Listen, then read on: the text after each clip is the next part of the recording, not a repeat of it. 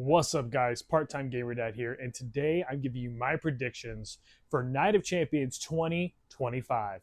So here's the thing. Obviously, there's a lot of concern about whether or not this show is even going to happen, given all of the things going on in the Middle East, considering that there are restrictions regarding the airspace over the Middle East. There are production team members of the WWE who are already in the Middle East setting things up, and now they're kind of stuck.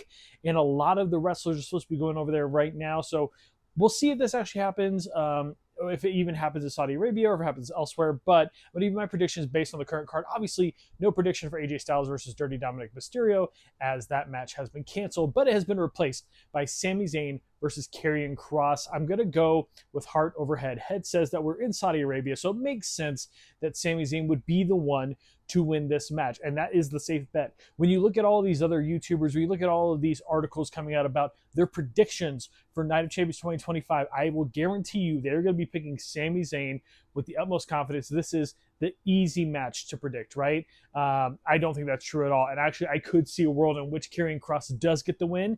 And I think this is a great opportunity for him because of the whole kind of social media support that he's been getting from fans. We want to see him pushed. I think this could be the beginning of that, beating a kind of upper mid-carder, a really solid wrestler in Sami Zayn, somebody that the fans love, being in Saudi Arabia. I think Karrion Kross has a real opportunity to win. Not sure that he is going to win, but he is who I'm going to predict to win, because I think if you were going to pull the trigger on him being able to start a push in the direction of going after a mid-card title or a world title feud, or even just a feud of significance, this is the place to start now that he has an opportunity to be on a PLE due to the IC title match getting scrapped. So Karrion Kross to defeat Sami Zayn.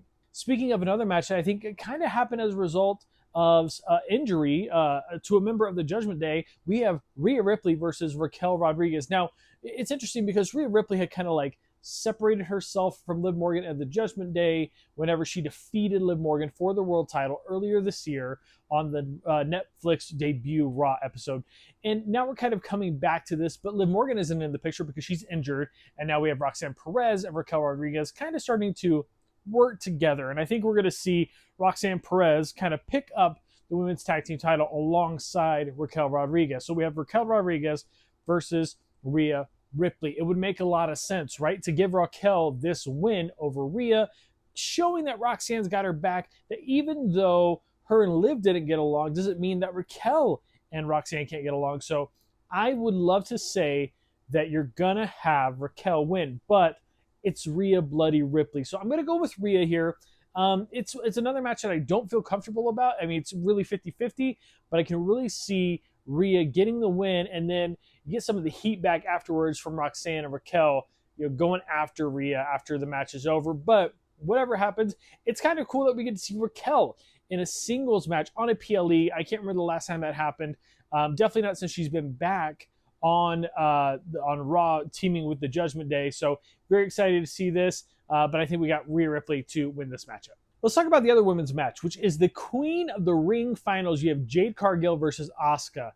This is a match, this is probably the match that I am least confident in, because there's a really cool story to tell with Asuka going after Io Sky and the Women's World Championship. But you also have this interesting, almost kind of like three-way feud that we're kind of seeing play out over the summer between Tiffany, Naomi, and Jade Cargill. So it would make sense to have Jade win this, go to SummerSlam against Tiffany, face versus face, and then having Naomi cash in for the female heist of the century and take the title away at SummerSlam. Very similar to what Io Sky did after the triple threat match a couple years ago to win the WWE Women's Championship back in 2023. So if I had to pick here, who are they going to push? Who are they pushing? I'm going to go with head over heart. Really good shot that Asuka wins it, and I think it'd be really great if she does. But I think Jade Cargill is the person that they want to put the rocket on, and strap it to her, and just have her just take off from here. So I'm going to say Jade Cargill to win the Queen of the Ring, and then to go on to face Tiffany Stratton at SummerSlam. And while we're here, let's just talk about the King of the Ring. We have a dream matchup, a matchup we thought we might see at a WrestleMania in a main event. Randy Orton versus Cody Rhodes. No titles on the line because Cody lost the title at WrestleMania, but something just as important potentially with a number one contender match against the respective world champion at SummerSlam. So here's kind of the trick, right? So Randy Orton or Cody Rhodes, whoever wins is going to face Cena at SummerSlam. So then the question becomes, do you want to see Orton versus Cena again, or do you want to see Rhodes versus Cena again? Orton versus Cena was much more fun, and it was a really well put together match. They actually wrestled back to back. Rhodes at WrestleMania, Orton at Backlash.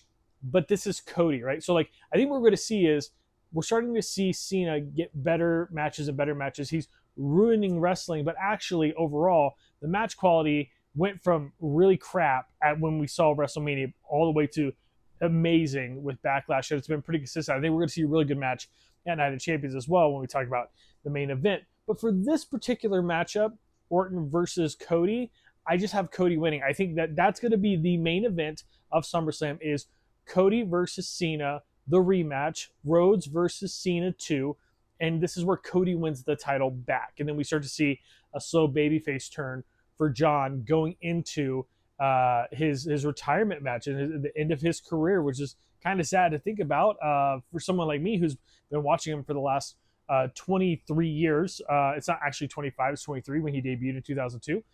But I do think it's very exciting. I think it's exciting to see Randy Orton versus Cody Rhodes, especially with such high stakes on there.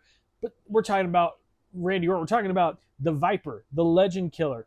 We're talking about the Apex Predator, the owner of the 3 deadliest letters in the WWE, which is RKO.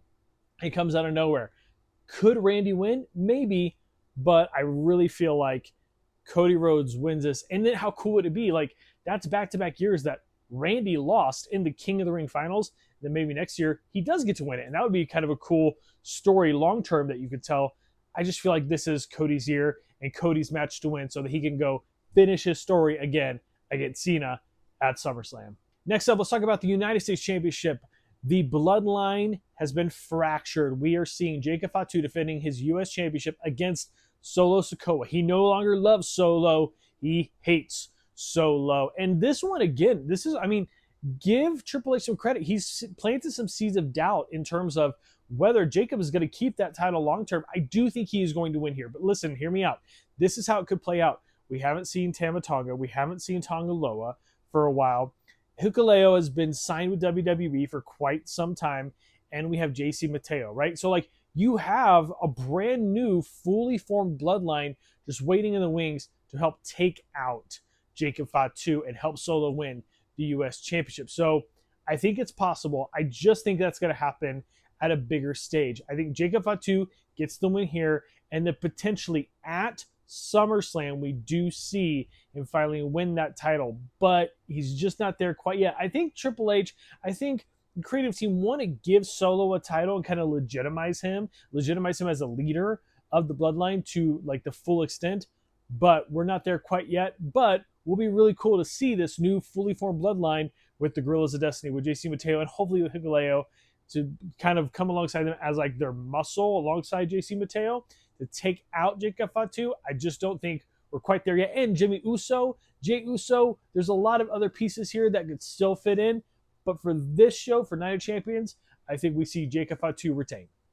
And I know that means that I pretty much have everybody retaining. So we have to have somebody lose their championship, right? Which takes us to CM Punk versus John Cena. And of course, John Cena is going to retain. Now, are we going to see just a normal standard match where Cena uses the title, he low blows him, picks up the belt, knocks it off his head, and then pins him? Are we going to see him hit the AA? Are we going to see him get CM Punk to pass out like he did in the Elimination Chamber? Are we going to see R-Truth interfere? You don't know what to expect with the Cena match in 2025. But we do have Seth Rollins waiting in the wings with the Money in the Bank briefcase. We have his faction of Bronson Reed and Braun Breaker, the two Brauns also hanging around.